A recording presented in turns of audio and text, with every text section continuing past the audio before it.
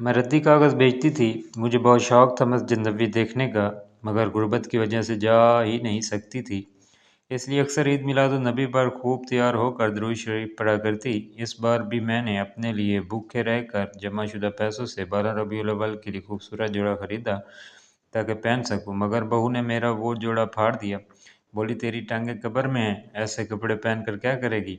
मैं पूरी रात रोती रही। फजर के वक्त यूं ही वो फटे कपड़े पहनकर नमाज पढ़ने लगी तो अल्लाह की कुदरत देखकर आंखें फट पड़ी। मैं कोई मुंह में सोने का चमचा लेकर पैदा नहीं हुई थी, बल्कि मैंने इंतहाई गुर्बत में आँख खोल ली थी। मेरी ज़िंदगी भी जब भी कोई मुश्किल मरला आया तो मुझे अल्लाह ने थाम लिया। बचपन से ही मैं अपने दुख सुख अल्लाह से ही कहती थी। जब मैं फ़कत 11 बरस की थी तब अचानक खेल के दौरान मेरे कानों में अजान की आवाज़ गूंजी तो मैंने एकदम गले में से दुपट्टा निकालकर अपने सर पर सही से जमाया और आंखें बंद करके खड़ी हो गई और अपने दिल की गहराई से दुआ मांगने लगी, या अल्लाह मुझे और मेरी माँ को इन गमों से निजात दे दे। और साथ ही साथ अज़ान के कलमात भी दोहराने लगी। दरअसल कल रात ही अब्बा कई रातों के बाद घर लौटा था और ज़रा सी बात पर उसने अम्मा को इतना मारा था कि इसके पूरे बदन पर नील ही नील पड़ गए थे। अब्बा तो अपना गुस्सा उतार कर चला गया, लेकिन अम्मा सारी रात सिसकती रही। उसकी सिसकियाँ और आंसू मेरे दिल पर गिरते रहे।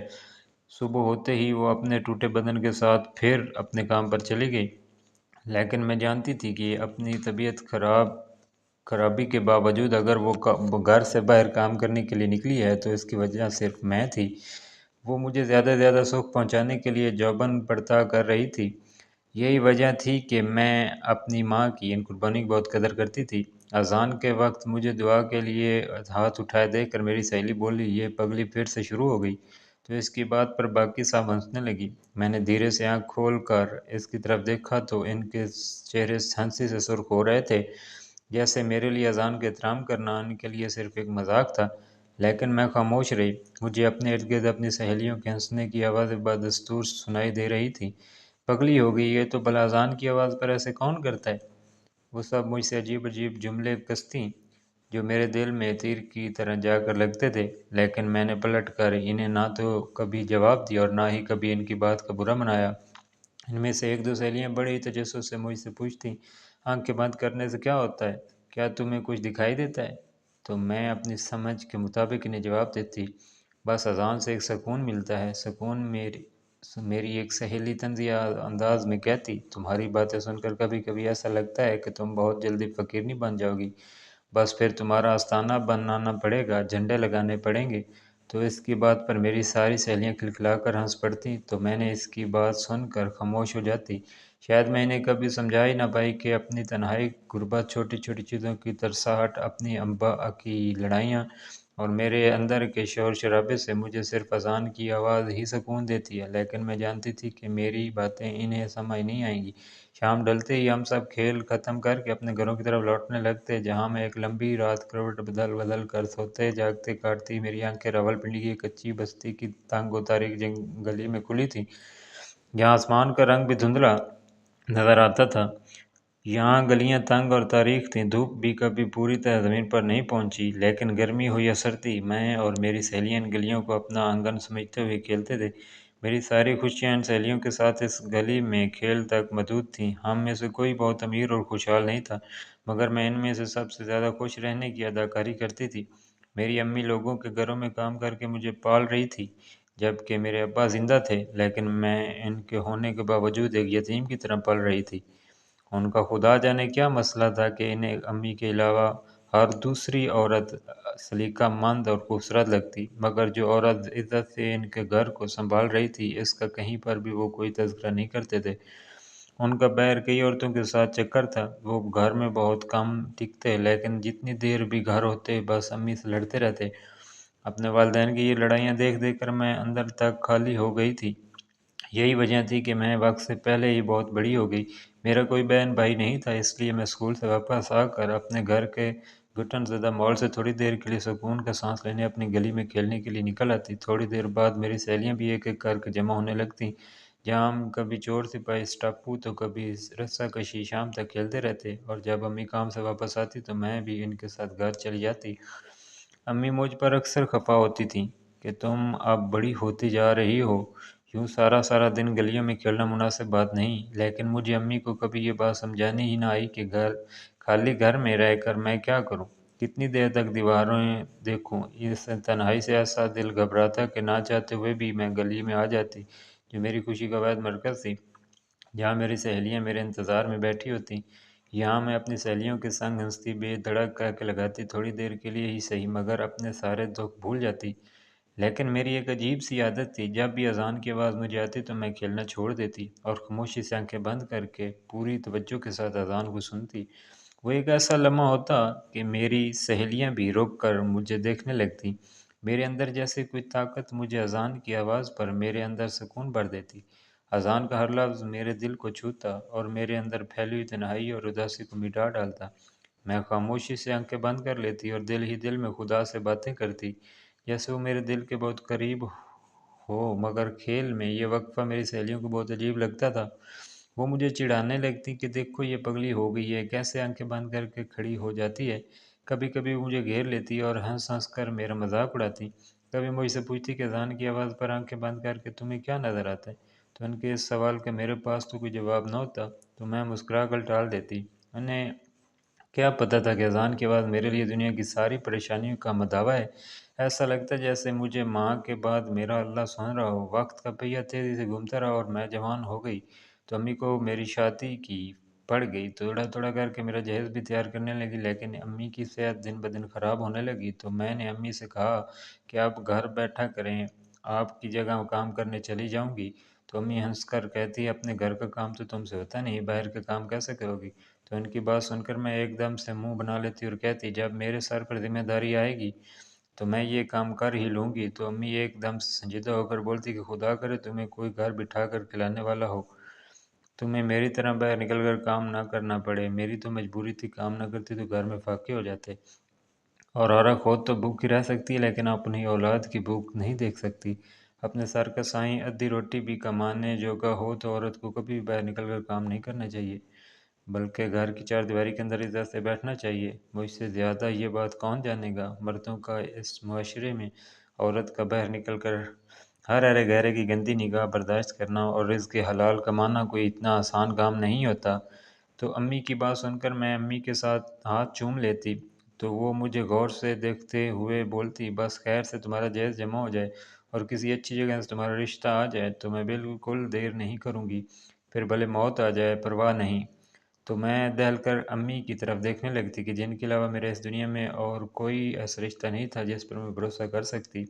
میں نے اپنی زندگی میں صرف ماں کو ہی اپنے لیے سٹرگل کرتے ہوئے دیکھا تھا۔ رہ گئے ابا تو ان کا ہونا نہ ہونا ایک برابر تھا، نہ تو انہیں گھر سے کوئی دلچسپی تھی نہ ہی ہم سے، نہ ہی انہوں نے کبھی ہمارے دکھ درد میں اپنی موجودگی کا ساتھ دیا۔ لیکن کچھ دنوں سے ابا ضرورت زیادہ ہی گھر میں رہنے لگے تھے، امی سے بھی بہت آرام سے بات کرتے تو مجھے لگتا کہ ابا وقت کے ساتھ ساتھ بدل رہے ہیں۔ یہی بات میں نے امی سے کی، لیکن وہ انتہائی فکر مندی سے میری طرف دیکھ کر بولی جو شخص ساری زندگی نہیں بدلا وہ اب کیسے بدل سکتا ہے؟ بس دعا کرو کہ خیر ہو۔ مجھے کچھ اچھا محسوس نہیں ہو رہا تو مجھے لگا کہ امی ضرورت زیادہ سوچنے لگی ہیں، لیکن جلد ہی مجھے پتہ چل گیا کہ میری ماں کا تجربہ مجھ سے کئی گنا زیادہ تھا اور وہ ایسا سوچنے پر حق بجانے بھی تھیں۔ ایک دن ابا نے امی سے کہا کہ میں نے رانی کا رشتہ طے کر دیا ہے۔ تو امی حیرت سے ابا کی طرف دیکھنے لگی کہ جس نے ساری زندگی اپنی بیٹی کی ذمہ داری پوری نہیں کی، وہ اس کی زندگی کا اتنا بڑا فیصلہ اکیلے کیسے کر سکتا ہے؟ امی نے حیرت سے ابا کی طرف دیکھتے ہوئے کہا آپ نے اتنی جلدی رشتہ طے کر دیا اور مجھ سے پوچھا تک گوارا نہیں کیا؟ تو تم سے کیا پوچھوں؟ تمہاری زنکوں پر تو پیسے کمانے کی پٹی سوار ہے، تمہیں نظر ہی نہیں آتا کہ تمہاری بیٹی جوان ہو گئی؟ تو امی نے حیران ہو کر اپنے شوہر کی طرف دیکھا کہ آج وہ اتنی سمجھداری کی باتیں کیسے کرنے لگا ہے، جس نے کبھی بیٹی کی پیدائش پر بھی خوشی نہیں منائی، نہ ہی اسے باپ کا پیار دیا، آج وہ کے لیے اتنا فکر مند کیسے ہو گیا؟ دال میں کچھ تو کالا ہے۔ اماں دہلی دل میں سوچنے لگی، پھر بڑے تحمل سے بولی آپ نے رانی کا رشتہ کس سے طے کیا؟ تو ابا نے انتہائی بے نیازی سے کہا ایک پٹھان ہے، اچھا کماتا ہے، گھر میں اچھا اپنا ذاتی ہے، اپنی رانی کو بہت خوش رکھے گا، اور کیا چاہیے؟ ابا کی بات سن کر امی کے چہرے پر پریشانی کی لکیریں گہری ہو گئیں تو وہ ایک دم سے بولی نہ اپنے خاندان کا نہ ہی غیر خاندان کا، یہ تو بالکل ہی ایک علیحدہ قوم میں آپ رشتہ دے رہے ہیں۔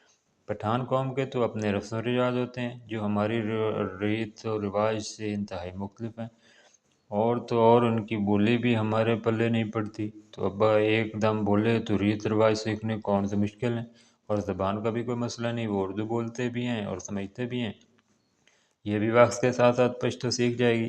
اچھی ذہین لڑکی ہے، تو امی ابا کی تمام بات نظر انداز کرتے ہوئے بولی، اس کی عمر بس ٹھیک ہی ہے، ویسے بھی مرد کی عمر نہیں دیکھی جاتی، بھلے لوگ کے مرد کی جیب دیکھی جاتی ہے۔ تو ابا کے اس جواب پر اماں کا ماتھا ٹھنکا، میں آپ کی بات نہیں سمجھی، آپ کو پتہ ہے نا ہماری رانی ابھی صرف 16 سال کی ہے، تو کم از کم اس کا رشتہ 2-3 سال ہی بڑا ہو، اس سے زیادہ بڑے آدمی کو میں رشتہ نہیں دینا چاہتی۔ تو ابا ایک دم سے بفر کر بولے، تو پھر اس سے ساری زندگی اپنے گھر میں ہی بٹھا، اور جب یہ 30-35 سال کی ہو جائے گی تو پھر اس سے دگنی عمر کے آدمی سے بیاہ دینا، وہ بھی تجھے کوئی بال بچے دار ہی ملے گا۔ ابا کی بات سن کر امی خاموش ہو گئیں، پھر آہستہ سے بولی، دیکھیں اس میں لڑائی والی کوئی بات نہیں ہے، ہماری بیٹی ابھی بہت کم عمر ہے، لہٰذا میں کسی ایسی جگہ اسے نہیں بیانا چاہتی جہاں پر لڑکے کی عمر زیادہ ہو۔ ارے تو تیری بیٹی کو بنا جہیز کے کرے گا کون؟ شکر کر، اگلے کو کسی قسم کا جہیز نہیں چاہیے، تو اور میں ساری زندگی بھی لٹک جائیں تو اس کا جہیز نہیں بنا پائیں گے، اور آج کل بنا جہیز کی لڑکیاں والدین کی دلیل پر ہی بیٹھی ہوتی، لیکن کچھ نہیں، اچھا خاصا صحت مند آدمی ہے، اور سب سے بڑی بات یہ ہے کہ ٹھیک ٹھاک کماتا ہے، رانی خوش رہے گی، اور کیا چاہیے۔ تو امی نے مزید بات کرنا مناسب نہیں سمجھی اور خاموش ہو گئی، کیونکہ وہ جانتی تھی کہ اس بات کا کوئی نتیجہ نہیں نکلے گا۔ اور اس دن مجھے ابا کی حکمت عملی سمجھ آئی کہ وہ کچھ دن سے مجھ سے اور امی سے کیوں بڑی محبت سے بات کرنے لگے تھے۔ وہ جمعہ والے دن اپنی رسم کرنے کے لیے آئیں گے، تم رانی کو بھی تیار کر دینا، ابھی دعائے خیر ہوگی، اور 1-2 مہینے کے بعد رخصتی کر دیں گے۔ تو ابا کی بات سن کر امی غصے سے بولی، یہ ہماری بیٹی ہے، کوئی گائے بھینس نہیں کہ آپ نے جو طے کر لیا وہی ہوگا، جب تک میں لڑکا نہیں دیکھوں گی تب تک اس رشتے کے لیے ہاں نہیں کروں گی۔ تو ابا نے غصے سے کہا، میں دیکھتا ہوں کہ تم کیسے انکار کرتی ہو، اور پھر وہ امی کو دھمکی دیتے ہوئے گھر سے باہر چلے گئے۔ تو امی روتے ہوئے بولی، ساری زندگی ہمیں سکون کا سانس نہیں لینے دیا، اور اب پتہ نہیں کہاں سے اٹھ کر میری بیٹی کے مقدر کو فیصلہ کرنے آ گیا۔ میں پانی لے کر امی کے پاس گئی تاکہ انہیں کچھ تسلی دے سکوں، تو امی نے آنسو بھری آنکھوں سے میری طرف دیکھتے ہوئے کہا، میں مار تو جاؤں گی لیکن تیرا رشتہ کبھی اس پٹھان سے نہیں کروں گی، خدا جانے اس کی عمر کیا ہے۔ پھر بات کرتے کرتے امی اچانک چونک پڑی اور بولی، ساری زندگی اس شخص نے نہ گھر کی ذمہ داری اٹھائی نہ بیٹی کی، تو اب رشتے کے ٹائم اس کو اتنی فکر کیوں ہونے لگی؟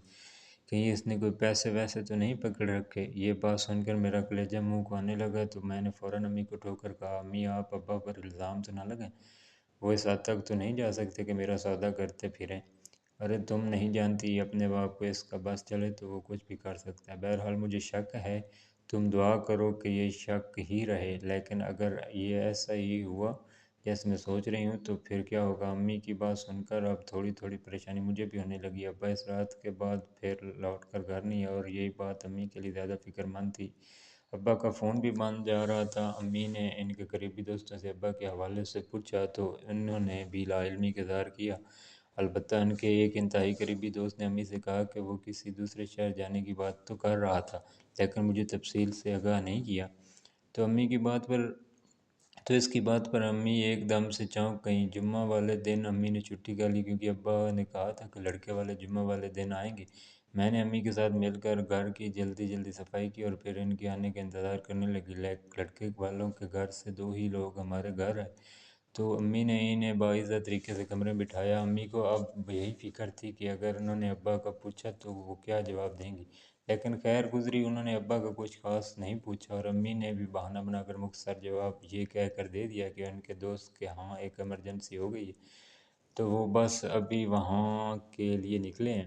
پھر امی نے ان سے تعارف مانگا، تو یہ سن کر امی کے پیروں تلے سے تو زمین ہی نکل گئی کہ دراصل جو شخص ان کے گھر بیٹھا ہے وہ اپنا ہی رشتہ کرنے کے لیے ہمارے گھر آیا ہے۔ امی سے تو کافی دیر تک کچھ بولا ہی نہیں گیا، وہ کوئی لڑکا نہیں تھا بلکہ ٹھیک ٹھاک ابا سے بھی دگنا ڈیڑھ عمر کا آدمی تھا، اور اس کے ساتھ جو خاتون تھی وہ اس کی پہلی بیوی کی اولاد تھی، گویا اس شخص کے بڑے بڑے بچے تھے۔ امی اس کو دیکھ کر بے تاب کھانے لگی، تو میں تو اس کی اولاد سے بھی چھوٹی تھی۔ امی نے اس سے پوچھا کہ آپ تو کافی عمر کے ہیں، پھر شادی کیوں کرنا چاہتے ہیں؟ تو اس نے بتایا کہ یہ میری 5ویں شادی ہوگی، اس سے پہلے میری 4 بیویاں جن میں سے 2 فوت ہو چکی ہیں اور 2 کو میں چھوڑ چکا ہوں۔ میرے تمام شادی شدہ بچے اپنے اپنے گھروں میں خوش اور آباد ہیں، میں چونکہ اکیلا رہتا ہوں تو اس لیے اب شادی کرنا چاہتا ہوں۔ फिर इस शख्स ने अब्बा का हवाला देकर कहा कि नियाज़ ने मुझसे रिश्ते की बात खुद चलाई थी, इसलिए मैंने हामी भर ली। तो अम्मी एकदम से बोली, मेरी एक ही इकलौती बेटी है और बहुत ही कम उम्र है, आपको अपनी उम्र के मुताबिक कोई रिश्ता ढूंढना चाहिए। बाकी मेरे खामन ने मुझे आपके बारे में तफसील से कुछ भी नहीं बताया था, इसलिए मैं इस रिश्ते से इनकार करती हूँ। इनकार की बात सुनकर वो दोनों बाप बेटी एक दूसरे की तरफ देखने लगे। अम्मी की बात सुनकर एक शख्स के चेहरे का रंग बदल गया और आंखों में एकदम से गुस्सा दिखाई देने लगा। कुछ पल खामोशी से वो अम्मी को देखता रहा, फिर हंसकी से बोला, ठीक है बहन जी, आप अगर आपको हमारा रिश्ता कबूल नहीं है तो फिर हमारा पैसा वापस कर दें। तो अम्मी हक्का बक्का रहेगी, कौन सा पैसा, कैसा पैसा? तो वो शख्स अपने होंठ खींचते हुए बोला, नियाज़ ने मुझसे शादी के बाद 2 लाख रुपए लिए हैं। तो 2 लाख? अम्मी ज़ेर लब बड़बड़ाई। 2 लाख का सुनकर अम्मी के पसीने ही छूट गए। जी बहन जी, 2 लाख? आप इसकी बीवी हैं तो आपको पता नहीं होगा क्या इस बात का? तो वो इंतहाई तंज़ लब लहजे बोला। इसकी बात सुनकर अब परेशानी की बारी अम्मी की थी, लेकिन वो हौसले से बोली, अगर आपके और मेरे शौहर के दरमियान कोई लेन देन हुआ है तो मुझे इसका इल्म नहीं, और ना ही मुझे मेरे खामन ने पैसे ला कर दिए हैं, और ना ही इसका घर में है गया है, तो मैं क्या करूं? वो शख्स तड़क कर बोला, मुझे इस बात से क्या गर्ज है कि उसने इन पैसों का जिक्र आपसे किया है या नहीं। अब ये तो आप दोनों मियाँ बीवी का मसला है, इसमें मेरा तो कोई कसूर नहीं। मैंने तो पैसे रिश्ते वास्ते दिए थे। अब अगर आपको ये रिश्ता मंजूर नहीं तो बड़ा मेहरबानी मेरे पैसे वापस कर लें। तो इसकी बात सुनकर अम्मी बेहद परेशान हो गई। इनकी सांसें तेज़ होने लगीं, चलने लगी। लेकिन हम कहाँ से देंगे ये 2 लाख? दोबारा जन्म भी ले लें तो इतना पैसा नहीं इकट्ठा कर सकते। तो वो शख्स इंतहाई बेनियादी से बोला, तो फिर अपनी बेटी की शादी मेरे साथ कर दो, मसला ख़त्म हो जाएगा। तो अम्मी को चुप सी लग गई। वो जानती थी कि अब्बा रकम लेकर भाग चुका था और अपने पीछे मसाइल का एक अंबार छोड़ गया। अम्मी को चुप देखकर वो उठ कर खड़ा हो गया और फिर बोला, हम औरतों से मामला तय नहीं करते। अब चूँकि आपका खामद आपके सर पर नहीं है तो मजबूरन मुझे आपसे ये बात करनी पड़ रही है। बहरहाल मैं 2 लाख रुपए 4 लोगों की मौजूदगी में आपके खामद को दे चुका हूँ, चाहें तो आप अपनी तसल्ली कर सकती हैं। अब आपके पास दो ही रास्ते हैं, या तो मेरे पैसे वापस कर दें या फिर जो आपके शौहर और मेरे दरमियान तय हुआ है उसे पूरा कर। मैं आपको 1 हफ्ते की मोहलत देता हूँ, आप अच्छी तरह से सोच लें, समझ कर फैसला कर लें, मुझे कोई जल्दी नहीं। और एक बात का ख्याल रखें कि यहाँ से भागने की कोशिश मत कीजिएगा। मेरे बंदे आप लोगों पर नज़र रखेंगे। अगर आप भी अपने शौहर की तरफ भाग गईं तो हम आपको पताल से भी निकाल कर ले आएंगे। तो अम्मी एकदम से झंझला कर बोली, अगर आपके हाथ इतने ही लंबे हैं तो मेरे खामद को ढूंढिए और इनसे पैसे निकलवाइए। वो मेरी बेटी का सौदा करके घर से भाग गया है, इसे क्यों नहीं पकड़ते? तो वो शख्स बोला, वो भी जल्दी हमारी गिरफ्त में होगा। हमें अपने पैसे निकलवाने अच्छी तरह से आते हैं, हम सबको माफ़ कर सकते हैं, लेकिन जो हमारे साथ धोखेबाजी करता है हम उसे माफ़ नहीं करते। बाकी हमें मशवरा देने की ज़रूरत नहीं है, हमें पता है कि हमें क्या करना है। बस इतना ख्याल रखना कि अपने शौहर की तरह भागने की हिमाकत नहीं करना, वरना आपको ये हिमाकत बहुत महंगी पड़ जाएगी। इसके लबो लहजे में वाज़ह धमकी थी। अम्मी बेबसी से उसकी तरफ देखने लगी, फिर वो अपनी बेटी को लेकर फ़ौरन ही हमारे घर से चल दिया। तो अम्मी सर पकड़ कर बैठ गई, जबकि मैं हवास बाख्ता से अपने कमरे से निकली और अम्मी के पास बैठ कर रोने लगी। तो अम्मी ने मेरी तरफ देख कर कहा, मैं ना कहती थी कि तुम्हारा बाप कोई ना कोई गुल खिलाएगा। ये जो इतना मीठा बनकर हमारे इर्द गिर्द फिर रहा था तो इसके पीछे इसकी अपनी गर्ज थी, लेकिन मैं कभी तसव्वुर भी नहीं कर सकती थी कि वो इतना लालची निकलेगा कि अपनी ही बेटी को चंद टुकड़ों के बाद बेच डालेगा। तो अम्मी की बात सुनकर रोने लगी, क्योंकि मुझे यकीन नहीं आ रहा था कि मेरा बाप मेरा सौदा करके बैठा है और पैसा लेकर ऐसा गए हुआ है कि इसकी गर्द भी कहीं नज़र नहीं आ रही। मैं और अम्मी एक दूसरे के गले लग कर रोने लगी। हालात ऐसे थे कि हमें कहीं भाग कर भी नहीं जा सकते थे, अगर भागते भी तो इस पूरी दुनिया में हम दोनों कोई भी नहीं था जो हमें तोहफ़ा फराहम करता। दूसरी तरफ इन लोगों से दुश्मनी लेना भी कोई इतनी आसान बात नहीं थी। अम्मी की आंखों में बेबसी ही बेबसी थी, और अचानक 1 हफ्ता पलक झपकते गुजर गया। जिस दिन उन्होंने निगाह के लिए आना था, इस दिन अम्मी मेरे सामने हाथ जोड़कर बैठ गई, रोते हुए बोली, रानी मेरे पास इसके अलावा कोई रास्ता नहीं है। तो मैं अम्मी की बात सुनकर रोने लगी।